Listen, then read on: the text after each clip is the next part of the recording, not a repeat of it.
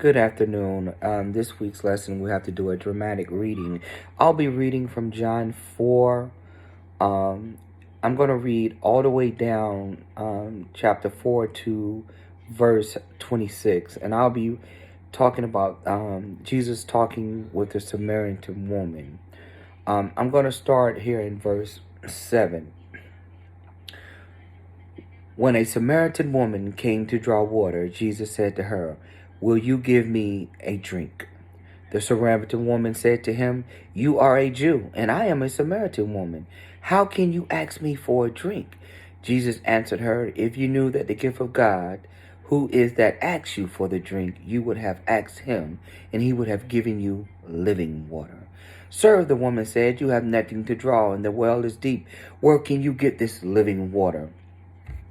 Are you greater than our father Jacob, who gave us the well and drank from it himself, as did also his sons and his livestock?" And Jesus answered, "Everyone who drinks this water will be thirsty again.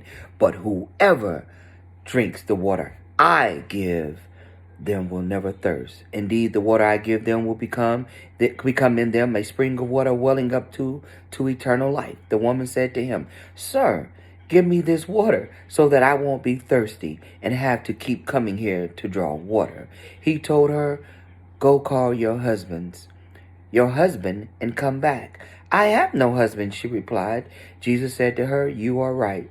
When you have no husband, the fact is you have five husbands, and the man you now have is not your husband. What you have just said is quite true."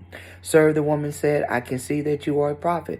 Your ancestors worship on this mountain, but the Jews claim that the place where we must worship is in Jerusalem."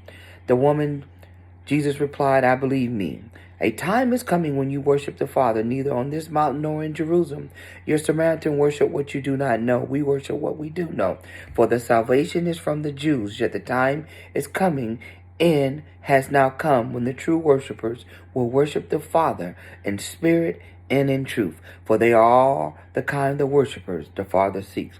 And God is spirit, and his worshiper must worship in the spirit and in truth."